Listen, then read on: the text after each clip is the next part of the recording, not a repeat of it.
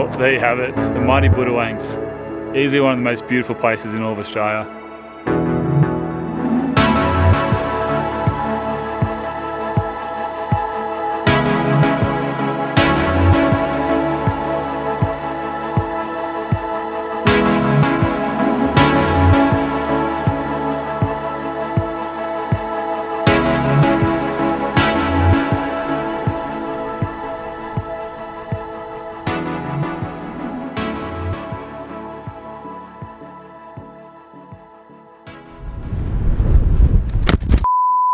Oh man, I cannot work in these conditions.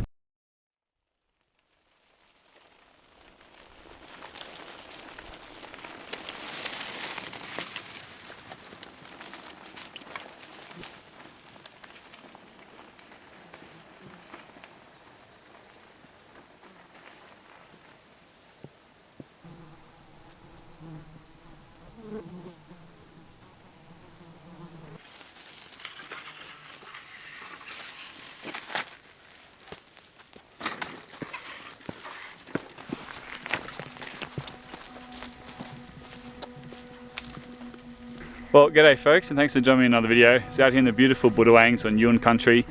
And man, it is a pretty wet and misty day today. I honestly don't know if it's the best day to come out here, but I'm here now, so let's try and make the best of it.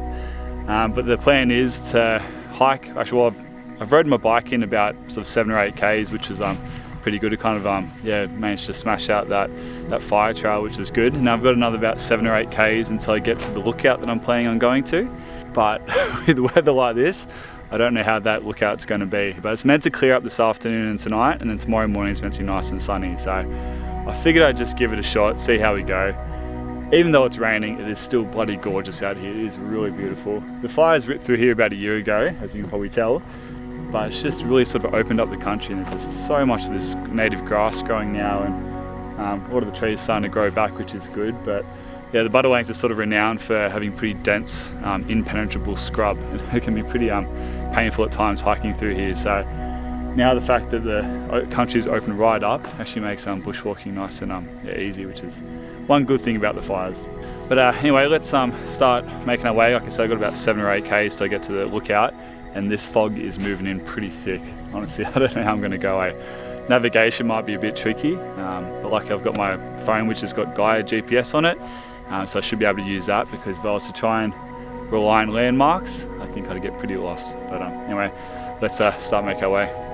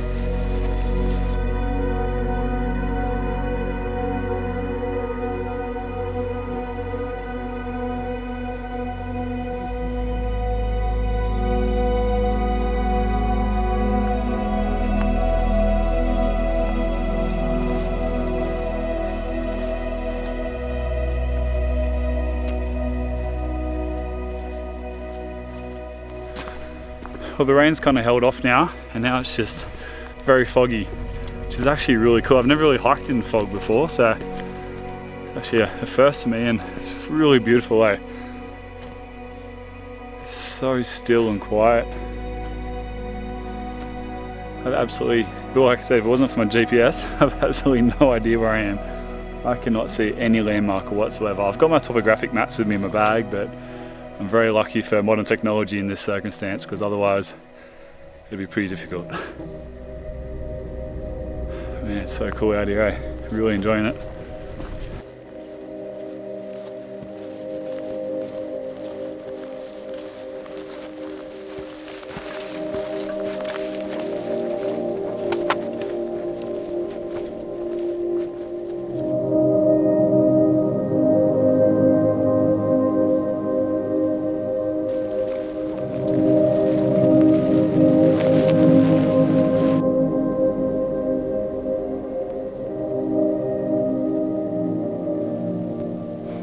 it's crazy to see the devastation the fires left behind. The entire area is just absolutely cooked. Like, there are a few trees that have a bit of epicamic growth, which is great, but for the most part, everything is just torched.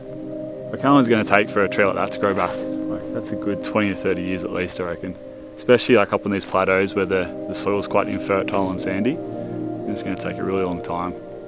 But I'm pretty keen to see how it goes over the next sort of decade. I'll be doing a lot more bushwalking around this area, so keen to see how it responds in the coming years. And it's pretty crazy to see what's happened to the rock. Like, obviously the fires came through here, would have heated up the rock, and then it just started flaking off. It's pretty interesting.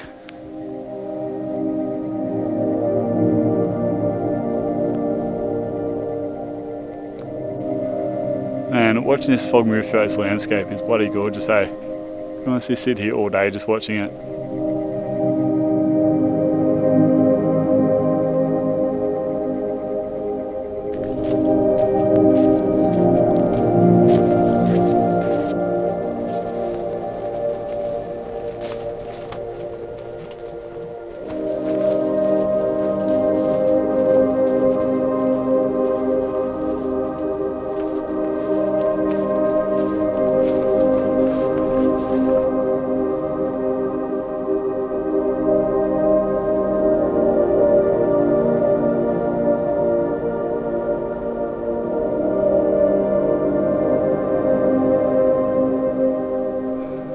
That was pretty cool. So I stopped to film this spider, and there are so many flies today. And a couple of flies got stuck in his web. He just got them and started wrapping them up, which is pretty cool to see. But honestly, there are spiders everywhere today. I've probably walked through about 1,000 webs, like no joke. They're honestly everywhere. So I've really got to keep an eye out because some of them are absolutely massive, and they're always at head height as well. So yeah, makes a pretty interesting walk.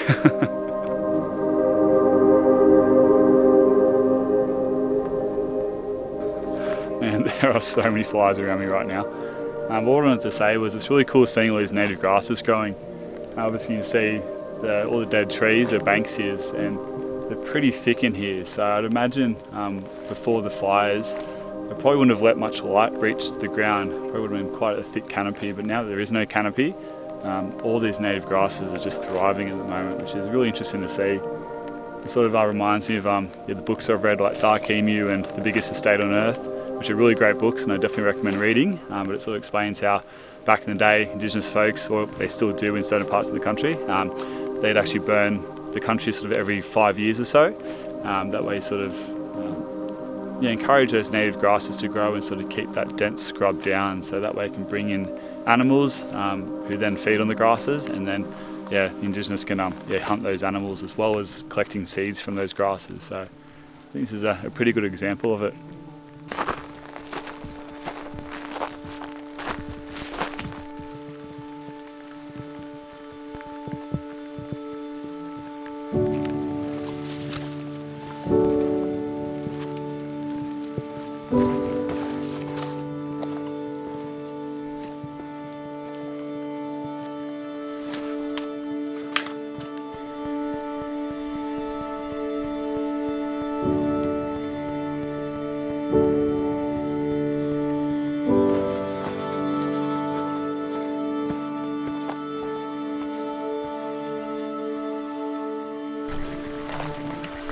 Man, this fog is so cool.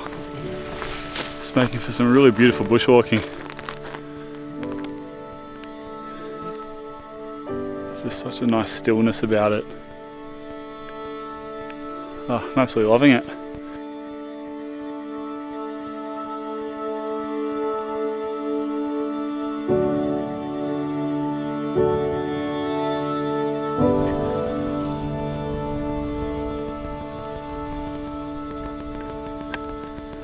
And this fog is really cool, hey? Like just about a minute ago, this whole thing was just blanketed in fog and couldn't see anything. And all of a sudden it lifts and you get these little surprises. So yeah, it definitely makes it an interesting bushwalk. But at the same time, I feel like it could be pretty sketchy, eh? Like if I didn't have my Gaia GPS app on my phone, just to help me stay on track, you could easily get a little bit geographically embarrassed and sort of lose your way. So it's definitely something to be a bit cautious of. It's about 3 o'clock, so it's starting to get a little bit on in the day, so kind of want to try and get to yeah, the lookout by about 5, and I've still got about 3.5 k's to go. It's actually been a lot slower than I was expecting. I thought I probably would have made there by now, but stopping to film and stuff definitely slows me down. I might have a bit of a bite to eat, and then we'll yeah, get on our way.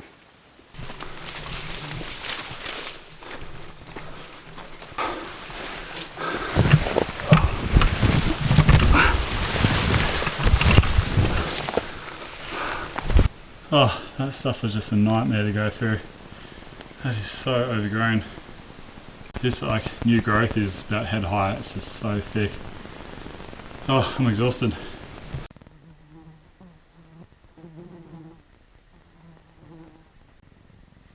Well, the sun's out and we got my first glimpse of the mountains. So that's actually where I want to go. I want to go right at the end of that, and that's the lookout there. And it cannot come soon enough because I'm absolutely buggered, eh? I feel like I've been walking for about 6 or 7 hours or something. I'm absolutely exhausted, and the last K and a half have been really slow going. So you're definitely keen to get there, so let's make a move.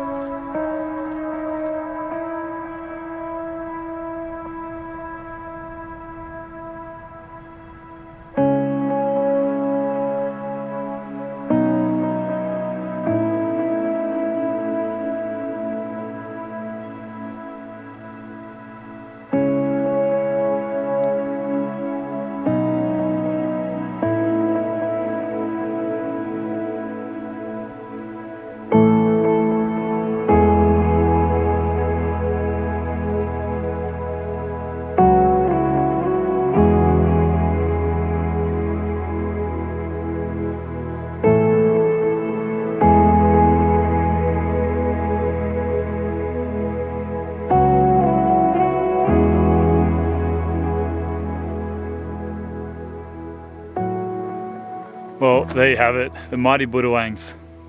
Easily one of the most beautiful places in all of Australia. I absolutely love this place, and every time I come back here I just get reminded why. It's just such a wild, rugged and ancient landscape. You really do feel small when you stand in a place like this.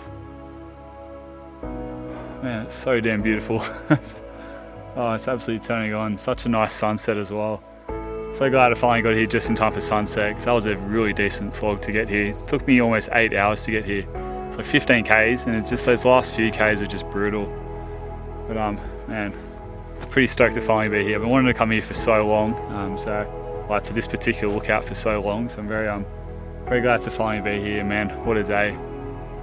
To go from like that beautiful misty landscape that I was walking through earlier, to then get greeted by this. Man, cannot beat it, hey.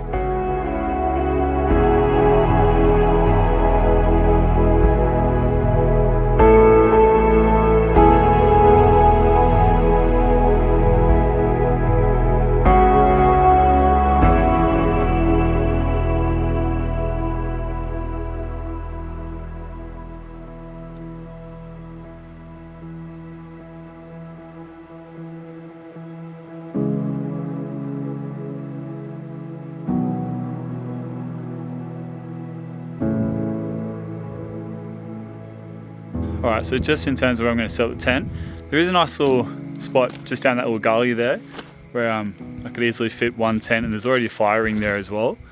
But just behind me here, there's a nice big clear area, not too many sort of rocks around, so I think I might actually set up here tonight. It's meant to be no wind tonight, it's meant to be really nice and calm, so it'd be pretty cool to camp up here and then wake up to that view in the morning, so I think that's what I might do.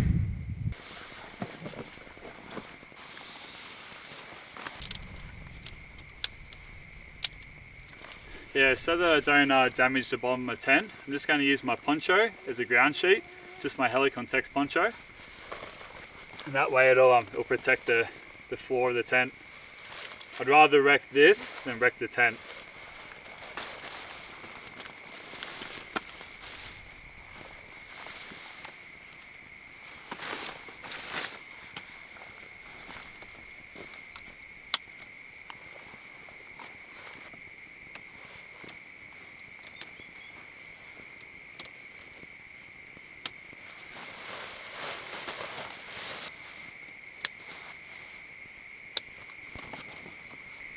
So yeah, this is just my Westshore Exogen 1. Used it a few times in a couple of videos and I rated, hey, it's good. It's just the fact that it's freestanding means you can come out here and don't have to worry about pegging into the ground, which is pretty good, especially in this sandstone country. So I actually got a new sleep mat the other day. This is a Cedar Summit Etherlite XT, but non-insulated. They have an insulated one, which is meant to be really good. But I've already got my Nemo Tensor insulated mat, so I wanted to get something that was non-insulated, because the last few trips I've been on, I keep waking up in the middle of the night sweating. Hey, I'm like really hot. So I've got my winter sleep systems down pat, but I need to sort of adjust my summer sleep system. So that's what I've done. So I've got this Cedar Summit Etherlite mat, and I've also got this from Cedar Summit. It's a Cinder. I don't think they've even brought it out yet. They actually hit me up the other day and said if I wanted to try it out, and this is rated from about 10 degrees to about 4 degrees. So it's really lightweight. That weighs like 500 grams or something. It's so small. So I think this is going to do me pretty well for summer, this sleep system.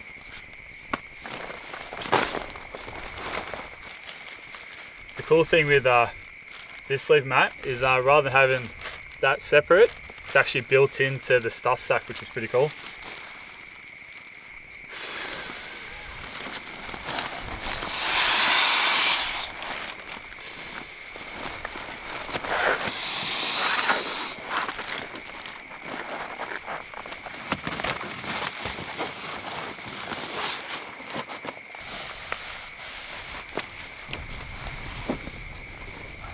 I love sleeping with quilts, eh? I'm definitely a quilt convert. This is just my Cedar Summit Eros pillow.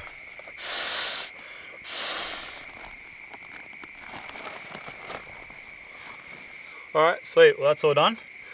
Let's go to gin and tonic and taking this view while we still have some light.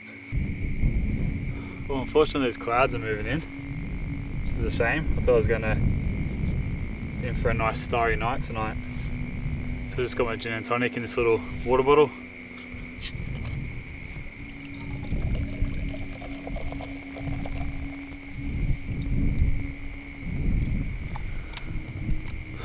Well, cheers guys.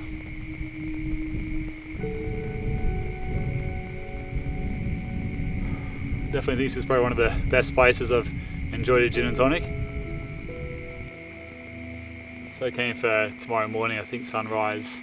It's as clear as they say it's going to be. I think it's going to be a really nice sunrise, which I'm really excited for.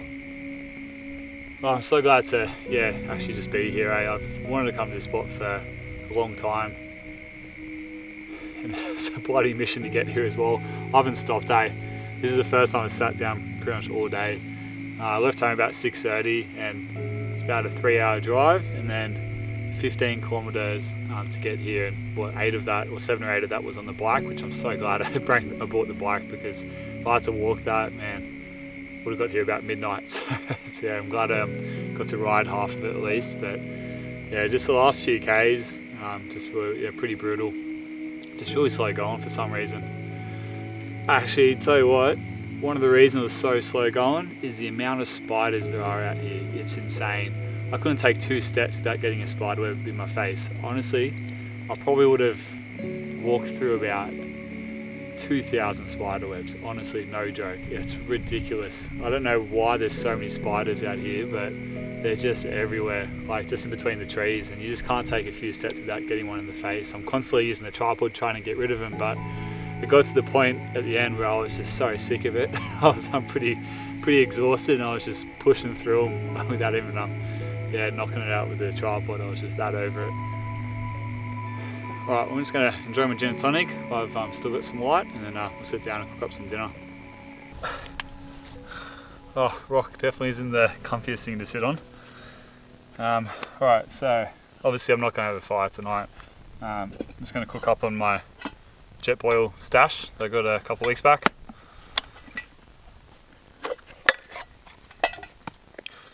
And so for tonight, I'm going to make a risotto with like a burnt butter and sage sort of risotto, and just some pumpkin. What else got in? Pumpkin, zucchini, and some onion. I cooked this a couple of trips back when I slept in the cave on that mountain oasis trip. It's so nice, eh? It's bloody delicious. So pretty keen to cook it up tonight. I'm absolutely starving.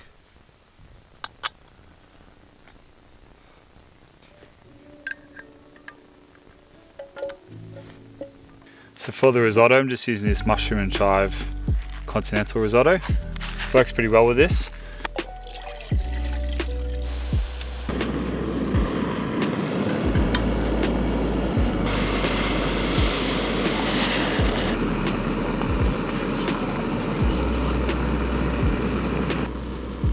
So one thing to note just with the jet boiler stash is it's technically not designed to sort of cook quite elaborate meals like this, because it doesn't have a simmer option. But I find if you just want to simmer like your risotto or whatever it is, you just hold it a little bit higher off the flame and it sort of does the job.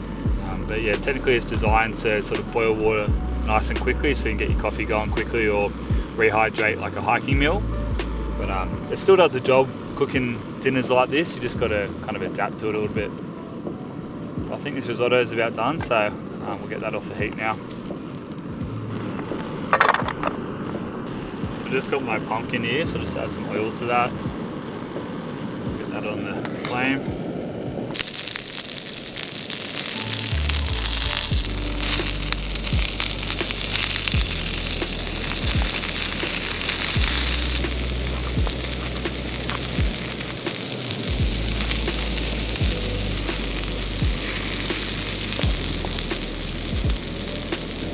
Look at the garlic. It's like orange. I've never seen garlic like this before, hey? And hopefully it tastes alright. Just cut some up and we'll chuck that in. Alright, so I've just got some chopped up sage here. And then we'll add some butter. A nice healthy amount of butter.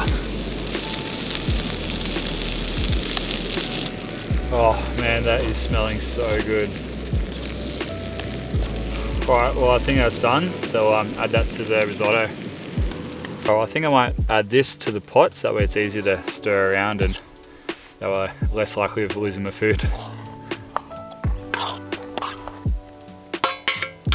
and get all that buttery goodness in there. Alright, well I think that's about done. Unfortunately I forgot the pine nuts and parmesan cheese this time, but that still looks pretty bloody good, so let's get stuck into it.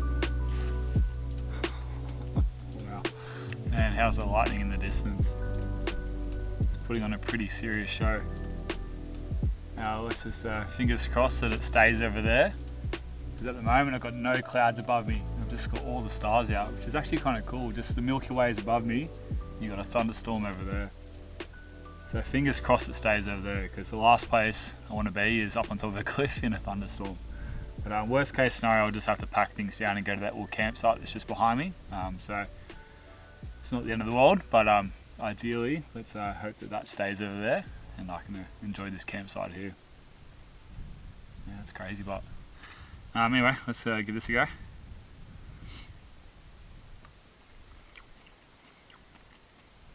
Man, so bloody tasty. Such a nice dinner. Although the pumpkin's a little bit undercooked. Yum. Man, so simple as well. Just that burnt butter and sage added to the risotto, just man, really makes it so nice. Definitely recommend trying it at home if you guys are into your risottos.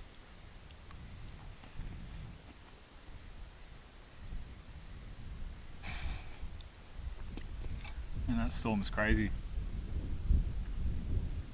It's pretty cool to sit back here and watch it. Alright, well anyway, let's wrap it up here. I'm absolutely exhausted today, so I'm just going to finish this off and pack up camp and then crawl into bed. With any luck, that stays over there and I can get a good night's sleep. So anyway, let's wrap it up and I'll see you guys in the morning.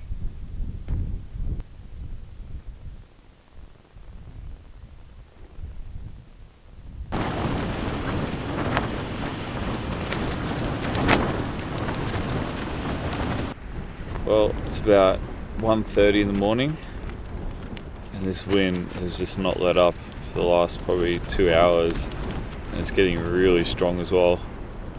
Just have to get out and put lots of rocks on each corner of the tent and on the guy ropes. So I think I should be sweet, but it's just so hard to get to sleep. I'm so tired too. So anyway, let's try and get back to sleep and see you guys in the morning.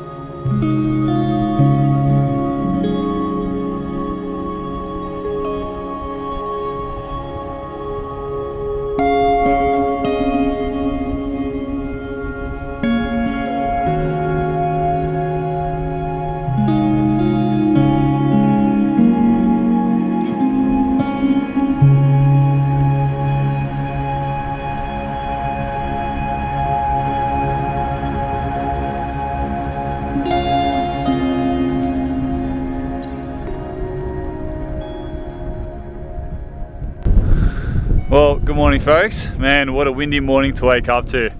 I don't know what that weatherman was on about. He was saying light winds of up to 5 kilometers an hour. It's definitely not that. He's blowing a gale, hey. Even all last night, it was pretty severe, hey. Like I was just laying in bed, just couldn't get to sleep. It's probably one of the sketchiest nights I've had out in the bush, hey. I just honestly felt like I was going to be blown off this cliff, and had to get up about 1:30 and put a lot of rocks around the tent just to try and secure it. And even still, it just felt sketchy, and I probably didn't get to sleep till about 3 o'clock, I reckon. The wind died off eventually, but yeah, it took a while, and it's definitely a pretty sketchy night. But man, what a cracking place to wake up to, eh? That is absolutely stunning. And apart from the wind, it's such a nice morning. But anyway, it's probably about 8 o'clock now, so I might get camp back down pretty soon, have some brekkie as well, and then we'll hit the trail pretty soon, because knowing how long it took me to get here yesterday, I kind of want to get on my way pretty soon so I don't get back to my car too late this Arvo. So yeah, let's go have some brekkie.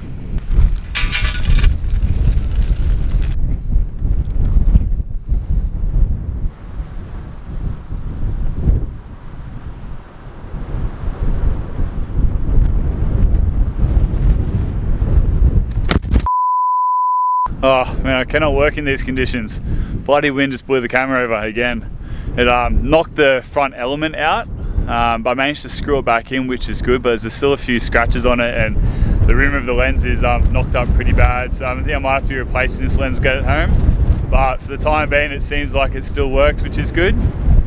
But man, this wind, it's so hard to film out here, eh? So sketchy just leaving the camera. And unfortunately, this tripod doesn't have like a little hook where you can sort of weigh it down.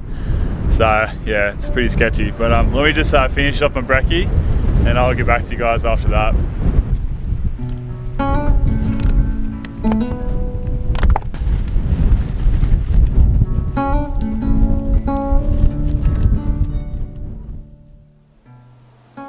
Man, this is such an incredible landscape. I'd honestly sit here all day just looking at it. But a little bit of history lesson for you guys. So the Budawangs were inhabited by a few different Aboriginal tribes dating back to about 20,000 years or so.